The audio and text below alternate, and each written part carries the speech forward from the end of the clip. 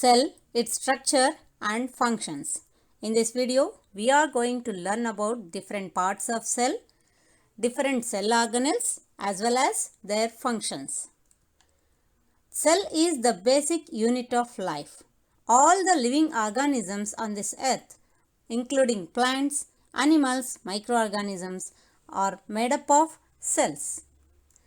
Many scientists have studied about the cell by making of their own microscopes because the cells are so minute that they cannot be observed with our naked eye. They can be observed only under the microscope. Cells are organized as tissues. That means different cells together form tissues. The tissues, different types of tissues together form the organs. The organs are organized into the organ systems. Together form an organism. This is how the life is organized from cells to organism. What are the differences that you find in between these two cells?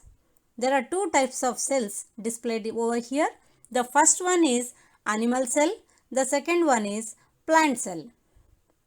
Let us see some of the differences between plant cell and animal cell.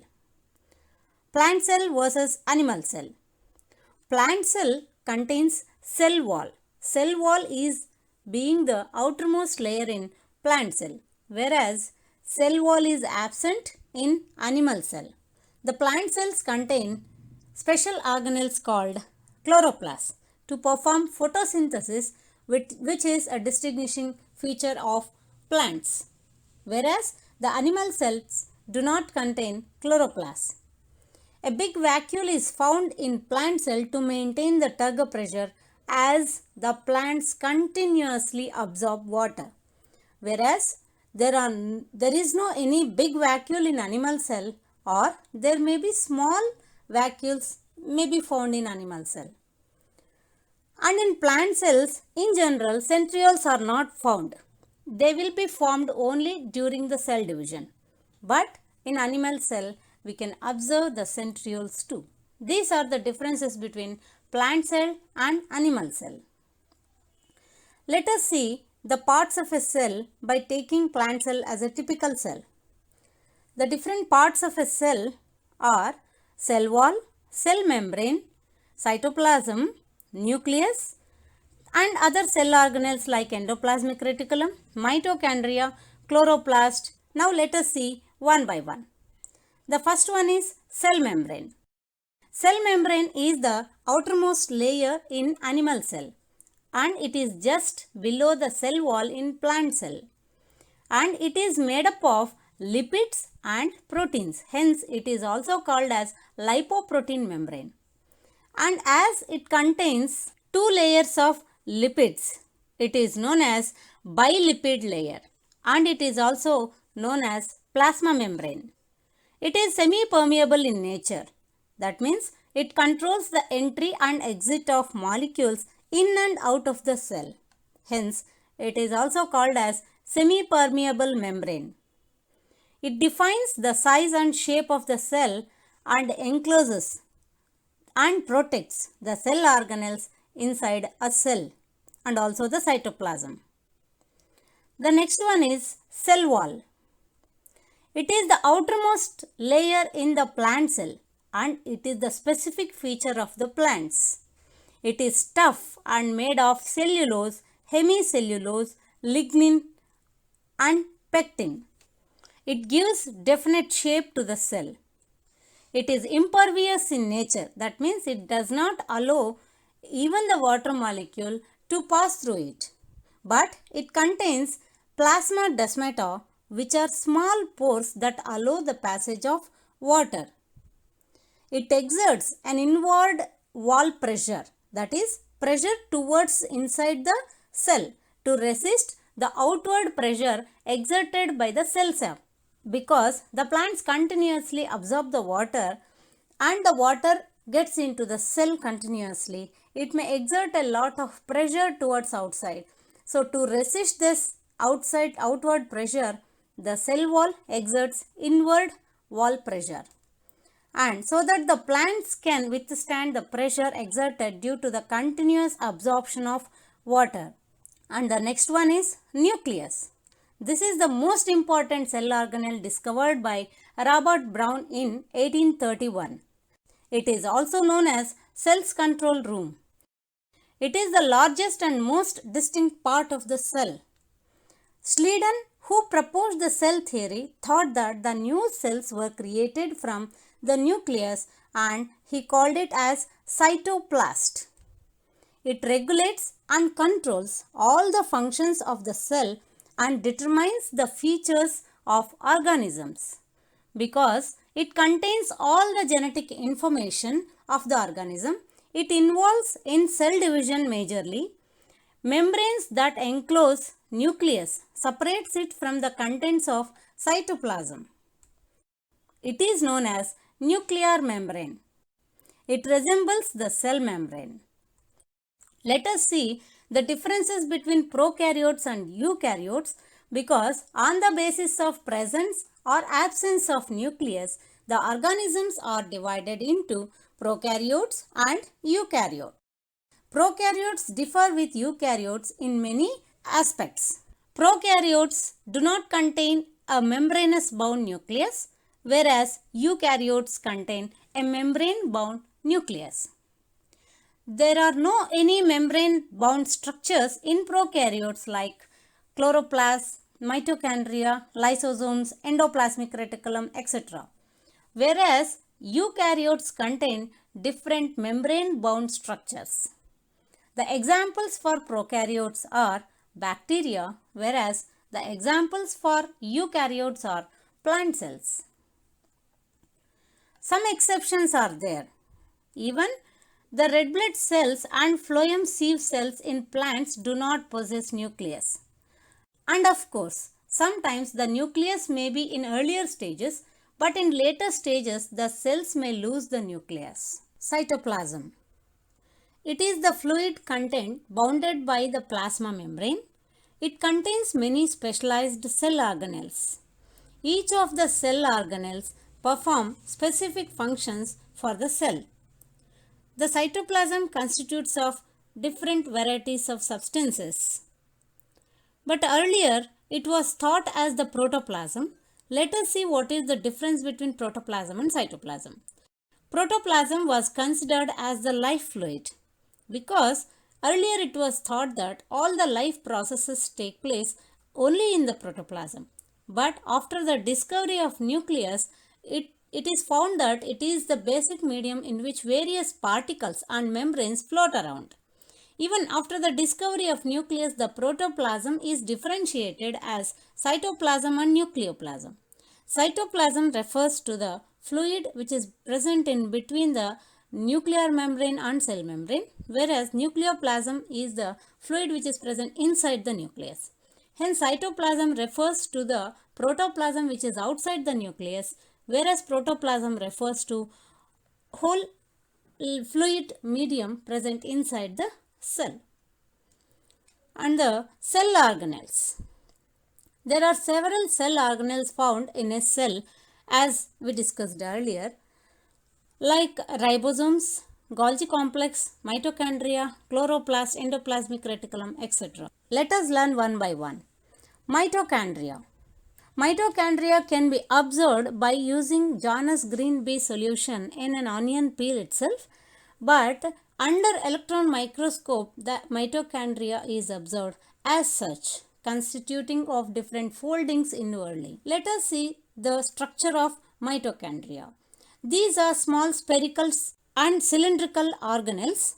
It is 8 microns long and about 0.5 microns wide, 150 times smaller than the nucleus, and it is about 100 to 150 mitochondria in each cell, and of course the number of mitochondria may depend on the type of function which that particular organ performs. When we observe the structure of mitochondria, it is bounded with two membranes, the outer membrane and inner membrane. Outer membrane is smooth, and whereas inner membrane is folded inwardly and to form the cristae. These foldings are known as cristae. In between the cristae, there is a fluid substance called as matrix. It contains several lot of enzymes to perform its function. The basic function that mitochondria performs is cellular respiration, because the cellular respiration, that is oxidation of glucose or food substances, is taken over by mitochondria and release the energy. The energy which is released during this process is stored in the form of ATP in mitochondria. Hence, these are known as powerhouses of cell. The mitochondria are considered as powerhouses of the cell. And the next organelle are plastids. The plastids are the characteristic feature of the plant. There are three types of plastids. Chloroplasts are one of them. Let us see what are the three types of plastids. Chromoplasts, leucoplasts and chloroplasts. Chromoplasts contain the pigments of different colors which exist in flowers and roots, whereas leucoplasts are colorless and they exist in the parts which do not contain any color, that is roots, and they also act as storage tissue, that is amyloplasts. The chloroplasts contain the green color pigment called chlorophyll, which helps for the process of photosynthesis. Let us learn about one of the plastids, chloroplast. They are of different shapes, discoid, oval, etc. In algae, these can be found as ladders, spirals or reticulate. It is found in almost all the green colored parts of the plants like leaves, stem, etc. The diameter can vary from 4 to 10 microns. The function of chloroplast is photosynthesis because they contain a particular pigment called chlorophyll. With this chlorophyll, it can trap the solar energy and convert the solar energy into chemical energy. This process is known as photosynthesis, the process which provides the food for all the living organisms on this earth. Let us see the next cell organelle, that is ribosomes. Ribosomes are small granule-like structures in the cytoplasm of the cell. They are formed of RNA and protein. They may be free or scattered in cytoplasm and also attached to the surface of rough endoplasmic reticulum. Protein synthesis is a major function of ribosomes. Wherever there are ribosomes, it means that some proteins are being synthesized.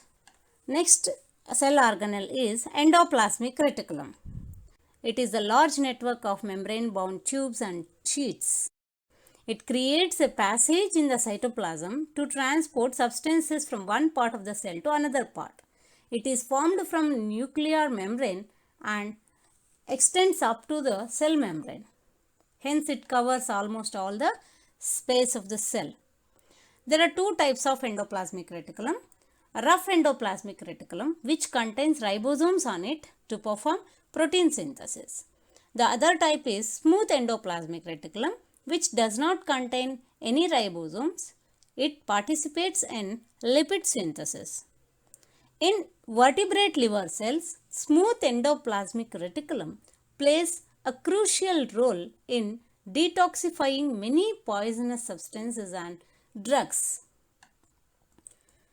The next cell organelle is Golgi complex. It was observed by Camillo Golgi.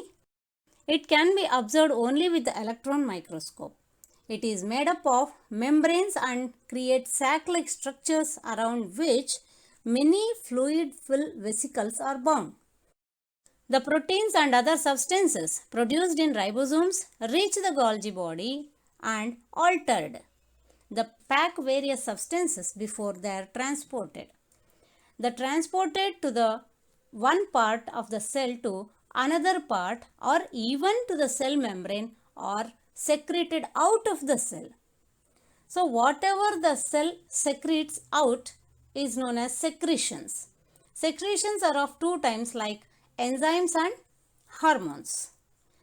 So just think, the number of Golgi apparatus is more in gland cells that secrete enzymes and hormones. Why? Because the Golgi complex packs different types of enzymes and hormones produced inside the cell and released out of the cell as secretion. Hence, they are more in number in gland cells. Lysosomes. Lysosomes are tiny particles visible in the cytoplasm containing the digestive enzymes. The materials that need to be destroyed are transported to lysosomes and get them digested. Sometimes the lysosomes burst and enzymes are released to digest the whole cell. That means if it is required to digest the whole cell to avoid the infections by some organisms, the whole cell will be digested by lysosomes. Hence, these lysosomes are considered as suicidal bags of the cell. And the next cell organelle is vacuole. The empty space present in the cell is called as vacuole. There is a large vacuole in plant cell and it is fluid filled sac. The small vacuoles in animal cells and large vacuole in plant cell. The maintain turgor pressure in the cell because the plants always absorb the water. They also export unwanted substances from the cell. And are the cells flat? Just observe this video. You can observe that the cells are not flat structures which we see in different textual books like our textbooks or any other material. But these are three-dimensional in structure. They form the whole body of the organisms. Cell theory. This is the theory proposed by Matthias Jakob Schleiden and Theodor Schwann, generally called as Schleiden and Schwann. Both of them together proposed that all the living organisms are made up of cells, and they have postulated a theory called cell theory and proposed this statement. Earlier, several scientists have worked on the structure of the cell, but Schleiden and Schwann had observed the cells of different kinds of organisms and finally postulated a theory containing a concept that all the living organisms are made up of cells. But they did not speak about the production of new cells. The point which is related to the production of new cells was admitted by Rudolf Carl Virchow. He has told that all the cells arise from pre-existing cells. So Rudolf Virchow added this point to the cell theory, and finally the cell theory was proposed with 2 points, that is, all the living organisms are made up of cells and all the cells arise from pre-existing cells.